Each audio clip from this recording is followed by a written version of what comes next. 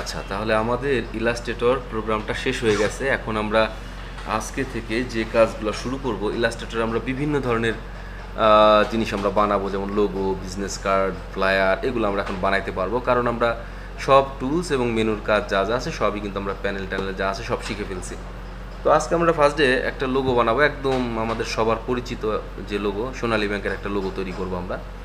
তো এই কাজটা করার জন্য আমরা প্রথমে সোনালী ব্যাংকের লোগোটা একটু দেখে আসি। তো এটা করার জন্য আমরা স্টার্টে যাব। স্টার্টে যাওয়ার পরে আমরা এখানে গুগল ক্রোম ওপেন করে নিই। গুগল ক্রোমে আমরা যাচ্ছি। যাওয়ার পরে আমরা কি করব, এখানে আমরা সার্চ দিয়ে দিব সোনালী ব্যাংক লোগো। এইটা লিখে আমরা এন্টার প্রেস করব। প্রেস করলে আমাদের এখানে সোনালী ব্যাংকের লোগো কিন্তু চলে আসছে। এখন আমরা সবচেয়ে ভালো মতো দেখতে চাইলে চলে যাব ইমেজ বা ছবি, এখানে ক্লিক করব। ক্লিক করার পর এখানে ইমেজগুলো আসছে, আমরা যে কোনো একটার উপরে ক্লিক করব। ক্লিক করলে এটা বড় করে এখানে আসবে, ঠিক আছে? এটা বড় করে আসলে পরে এটাকে সবচেয়ে ভালো হয় যদি আমরা এটাকে ডাউনলোড করে নিয়ে ইলাস্ট্রেটরে আমরা নিয়ে এটা পাশে রেখে কাজটা করি। তাহলে এটা করার জন্য আমরা কী করবো, রাইট বাটন ক্লিক করবো ডাউনলোড করার জন্য। এটার উপর রাইট বাটন ক্লিক করে আমরা চলে যাব সেভ ইমেজ অ্যাজ, এটার উপর ক্লিক দেবো। ক্লিক দেওয়ার পরে কোথায় ডাউনলোড করবো, আমরা এখানে চলে যাচ্ছি ডেস্কটপে আমরা ডাউনলোড করবো। ডেস্কটপে যাওয়ার পরে আমরা জাস্ট এখানে নাম যা আছে তাই থাকুক। আরেকটা জিনিস মনে রাখতে হবে, আমরা ইলাস্ট্রেটরে কিন্তু পিএনজি এবং জেপিজি ফাইলগুলোই আমাদের বেশিরভাগ ক্ষেত্রে সাপোর্ট করে। অন্যান্য কিছু কিছু ফাইল এক্সটেনশন আছে যেগুলো কিন্তু ঠিকমতো সাপোর্ট করে না। তাই আমরা লক্ষ্য রাখবো যেন পিএনজি এবং জেপিজি হয় ফাইলটা। তো এটা পিএনজি আছে, কোনো সমস্যা নেই। আমরা সেভ বাটনে ক্লিক করে এটাকে সেভ করে ফেললাম, ডাউনলোড হয়ে গেল। মিনিমাইজ করে আমরা চলে যাব ডেস্কটপে। হ্যাঁ, চলে আসছে আমাদের ডেস্কটপে ওই ফাইলটা, সোনালী ব্যাংক লোগোর ফাইলটা। তো আমরা এটাকে নিয়ে আসবো। আমরা দুইটাভাবেই আনতে পারি। আমরা এর আগে শিখছিলাম যে আমরা কিভাবে একটা ফটো ইলাস্ট্রেটরে আনা যায়। আমরা এটা করার জন্য চলে গেছি ফাইলে যাওয়ার পর প্লেসে যাওয়ার পর আমার ছবিটা কোথায় আছে, আমাদের আছে ডেস্কটপে। তাহলে ডেস্কটপে ক্লিক করলাম। ক্লিক করার পর এখানে আমাদের খুঁজবো, এই যেখানে আমাদের আছে সোনালী ব্যাংক, এটাকে সিলেক্ট করে আমরা প্লেসে চাপ দিব। এখন আমরা মাউস চাপ ধরে টান দিলে আমাদের এখানে কিন্তু চলে আসবে। এইভাবে আনা যায়। আরও উপায় আনা যায়, সেটা হলো মিনিমাইজ করতে হবে। আর আমাদের যে ছবিটা আছে সেটার উপর চাপ ধরে টাইনে আমরা ইলাস্ট্রেটরে আসবো। এখানে আসলে পরে ইলাস্ট্রেটর অন হবে, তারপর আমরা ভেতরে এনে ছেড়ে দিলে ছবিটা কিন্তু চলে আসবে। তো ওকে, এইভাবে আমরা আনতে পারি। যাই হোক, আমরা এটা আনলাম। এখন এইটা দেখেই হলো আমরা লোগোটা বানাবো।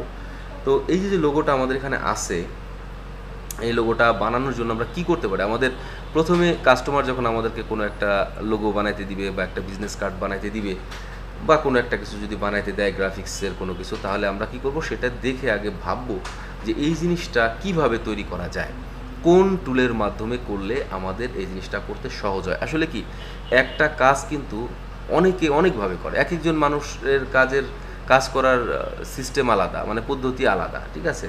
তো আমরা আমাদের মতো একটা স্টাইল তৈরি করব যে আমরা এটাকে কিভাবে সহজে করতে পারি। অনেক আছে খুব জটিল করে একটা কাজ, অনেক জটিল করে ফেলে, জটিল করে বানায়, ঠিক আছে, কিন্তু অনেক জটিল করে ফেলে, অনেক সময় লাগায় ফেলে। তো আমরা সবসময় চেষ্টা করব যে একটা কাজকে কত সহজে এবং সুন্দর মতো নিখুঁতভাবে করা যায়। তো যাই হোক, আমরা এখন এখানে যে লোগোটা দেখতে পাচ্ছি, এই লোগোটা আমরা ডিজাইন করার জন্য আমি একটা ধারণা যেমন আমার মাথায় আসতেছে, এখানে আমরা কি করব, সাপোজ এরকম একটা রেক্টেঙ্গেল আমরা নিব, ঠিক আছে? এরকম একটা রেক্টেঙ্গেল নিব, নেওয়ার পরে তারপর রেক্টেঙ্গেলের এই মাথা এরকম রাউন্ড করে দিব, এই মাথা এরকম রাউন্ড করে দিব। ওকে, এইভাবে তৈরি করা যেতে পারে। তো আমরা ট্রাই করে দেখি। আমরা চলে যাব এখানে রেক্টেঙ্গেল টুলে গেলাম, আর ঠিক ওরকম একটা মাপে, আনুমানিক ওরকম একটা মাপে আমি একটা রেক্টেঙ্গেল এখানে তৈরি করে নিলাম। ব্যাস, এখন এটার ভেতরে আমি সোনালি কালার দিব। তাহলে আমি সিলেকশন টুল দিয়ে সিলেক্ট করলাম, আর এখানে ফিল কালারে ডাবল ক্লিক করে আমি এটার ভেতরে সোনালি কালার দেওয়ার চেষ্টা করতেছি। হ্যাঁ, এরকম একটা কালার আমরা এখানে দিয়ে দেবো, আর একটু ডিপ হতে পারে, এরকম দেবো, ঠিক আছে? ইয়েস, ওকে, দিয়ে দিলাম। এখন আমরা স্টক কালারটাকে বন্ধ করে দিই। আমরা এটাকে সিলেক্ট তো করে আছি, স্টক কালারে যাওয়ার পর আমরা নান করে দিব, স্টক কালারটা বন্ধ হয়ে গেলো। ব্যাস, এখন আমরা কি করব, আমরা এখানে যে রাউন্ড আছে এটার মধ্যে এরকম একটা রাউন্ড আমরা এখানে দিব, প্লাস এখানে একটা রাউন্ড দিব। এখন রাউন্ড দেওয়ার জন্য কীভাবে করা যেতে পারে, যেমন আমি একটা আইডিয়া আমার মাথায় আসতেছে যে আমরা এখানে কী করবো, একটা অ্যাঙ্কর পয়েন্ট তৈরি করে ফেলি। তাহলে আমরা ইতিপূর্বে শিখছিলাম পেন টুলের মাধ্যমে আমরা অ্যাড অ্যাঙ্কর পয়েন্ট তুলে যাবো, আর এখানে আমরা ঠিক মাঝখানে একটা অ্যাঙ্কর পয়েন্ট তৈরি করবো। এখানে একটা বানাইলাম, প্লাস এখানেও একটা বানালাম, যেহেতু আমরা এখানে এই কাজটা করবো। ওকে, এটাকে একটু সরাই রাখি, নাহলে গাইডে ডিস্টার্ব করবে, এখানে থাক। ওকে, এখন এটাকে আমরা অ্যাঙ্কর পয়েন্ট তৈরি করছি। এখন আমরা কী করবো, এটাকে ব্যান করবো, এখান থেকে বাঁকা করে দিব। তাহলে আমরা চলে যাবো এখানে এই ডাইরেক্ট সিলেকশন টুলে। এটা যাওয়ার পর আমরা এই পয়েন্ট থেকে নিচের দিকে নামাবো। তো এখানে আমরা এক ক্লিকে সিলেক্ট করব, তারপর আরেক ক্লিকে নিচের দিকে টান দিব। দেখো এখানে একটা মান উঠতেছে, ওই যে ডান পাশে দেখো নামাচ্ছে, নিচে দেখো 0.33, তারপর আরও নিচে নামালে 0.37 এরকম মান উঠতেছে। আমরা মান অনুযায়ী করব, আমরা এখানে মনে করো 0.44 পর্যন্তই করি। ওকে, এখন অনেক সময় দেখা যাবে কি তোমার কম্পিউটারে বা আদার্স কারো কম্পিউটারে কাজটা করতে গেলে দেখা যাবে কি মানটা উঠতেছে না, ঠিক আছে? এরকম সমস্যা যদি হয় তাহলে কন্ট্রোল প্লাস চেপে এটাকে জুম করে নেওয়া যেতে পারে, এরকম বেশি করে জুম করে নিবা। নেওয়ার পরে এখন তুমি এখানে এটাকে সিলেক্ট করো, এক ক্লিকে সিলেক্ট করো, আরেক ক্লিকে চাপ দিয়ে উপর দিকে ঠেলে নিয়ে যাও, এবং ওখানে যেটা করছিলাম আমরা 0.4, এখানে আমরা ঠিক তাই করবো, 0.4 পরিমাণে নেব, যে ওখানে ডান পাশে মান আসতেছে 0.4, ব্যাস। তাহলে দুইটা সঠিকভাবে আমরা এটা ব্যান করতে পারলাম। এখন আমরা কি করব, কার্ভ করব, মানে বাঁকা করব। তো বাঁকা করার জন্য আমরা কি করতে পারি, আমাদের তো হাতে টুল আছে, পেন টুলের মধ্যে আমাদের আছে অ্যাঙ্কর পয়েন্ট টুল। আমরা এই টুলটা নেব, নেওয়ার পরে আমরা এখানে ধরে টানে বাঁকা করব। এখানে এই অ্যাঙ্কর পয়েন্ট ধরে টান দিলেই দেখো সুন্দর বাঁকা হয়ে যাচ্ছে। আমরা ঠিক এরকম স্টাইলে বাঁকাটা করলাম। ওকে, এখানেও তাই করতে হবে। তাহলে এখন যদি এখানে ধরে টান দাও দেখো প্যাচ লেগে যাচ্ছে, তার মানে কি নিচেরটা সবসময় উল্টা দিকে টাইনে করতে হয়। আর এটা করতে হলে শিপ চেপে ধরে করা উচিত। আমরা আন্ডো করে পূর্বের অবস্থানে যাই, যেমন এটা আমরা যদি শিপ চেপে না করি এরকম বাঁকা হয়ে যেতে পারে, উল্টাপাল্টা হতে পারে। তাহলে আমরা কি করব, এরকম যখন করব তখন কিবোর্ড থেকে শিফট বাটনটা চেপে ধরবো, তাহলে দুই পাশেই সমান হারে বাঁকা হবে, অতএব টেনশনের কিছু আর থাকবে না।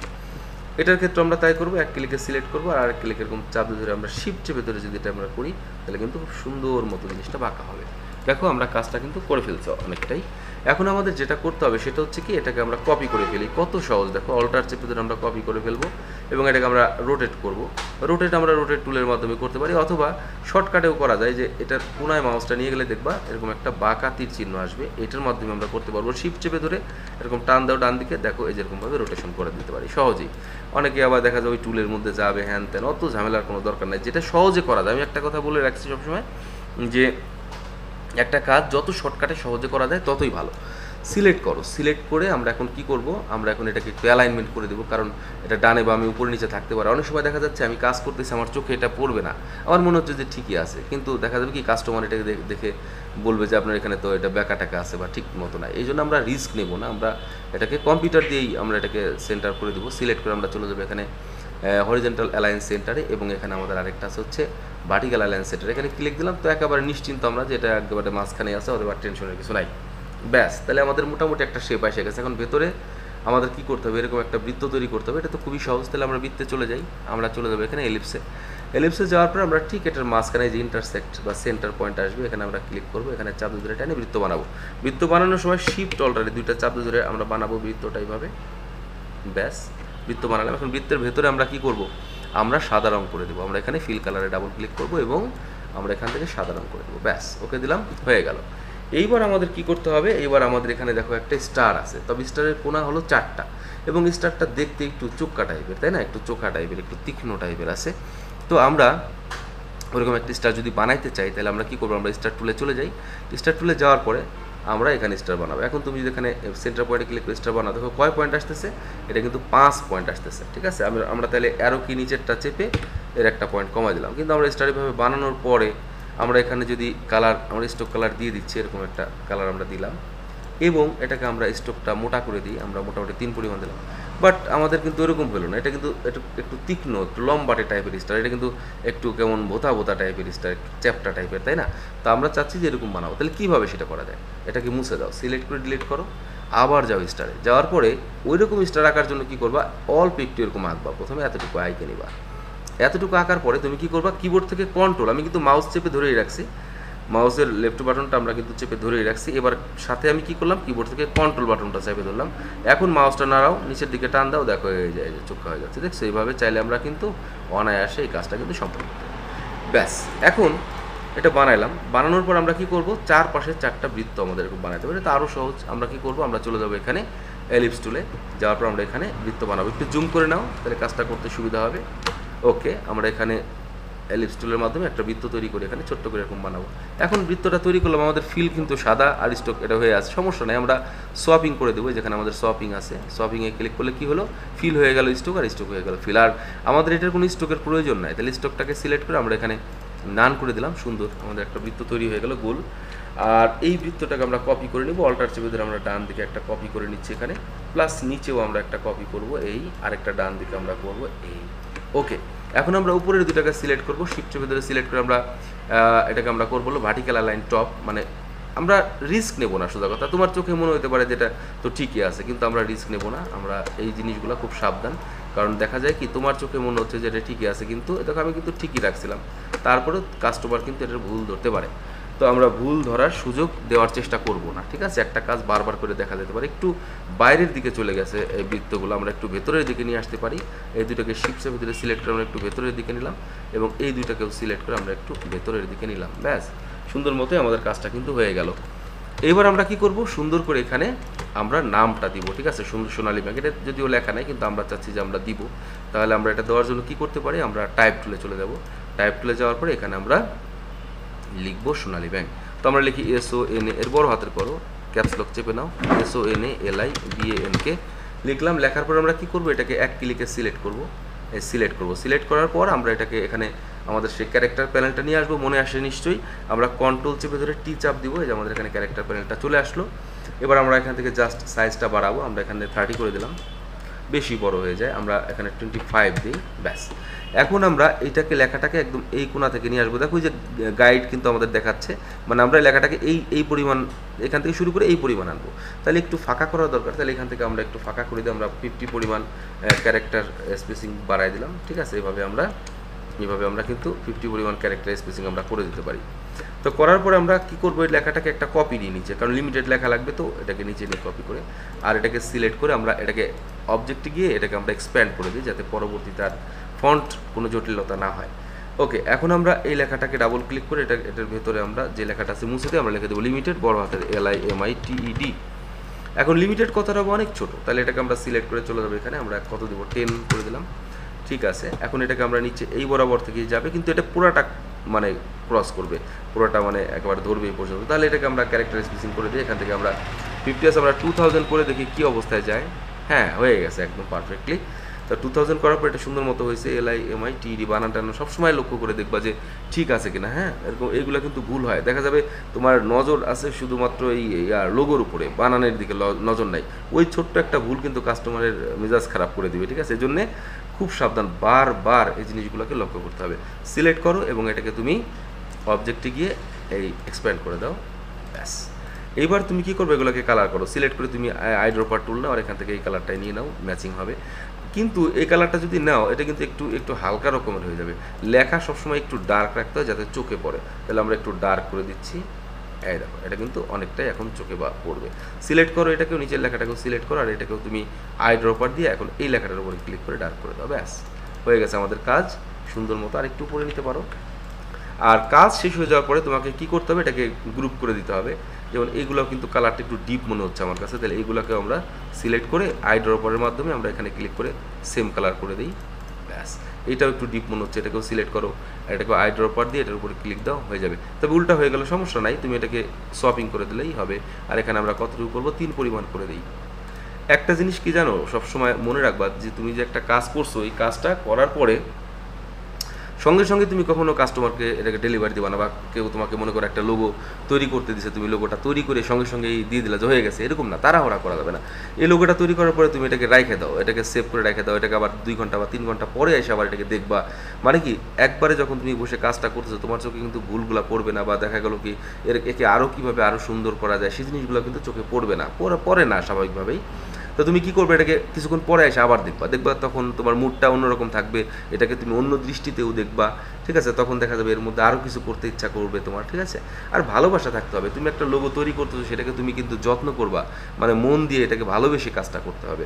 এখন তুমি মনে করো তোমাকে একজন কাস্টমার কাজ দিচ্ছে, তুমি খুব দ্রুত করে দিলা, টাকার কথা ভাবলা বা দ্রুত করে দিলা, বিরক্ত করে দিলা, তাহলে কিন্তু ওই বিরক্তিটাও তোমার এই লোগোর সাথে কিন্তু থেকে যাবে। এর জন্য তোমাকে কি করতে হবে, যখন কাজটা করবা মনে আনন্দ নিয়ে কাজটা করতে হবে, যে আমি একটা জিনিস তৈরি করতেছি, এই জিনিসটা আমার ছোঁয়া থাকবে এটার মধ্যে, যেখানেই যাক, এটা বিশ্বের যে প্রান্তে থাকুক, এই জিনিসটার মধ্যে আমার একটা ছোঁয়া থাকবে, এটাকে ভালোবেসে কাজটা করতে হবে। তাহলে দেখবা সুন্দর সুন্দর কাজ তোমার হাত দিয়ে বেরোবে।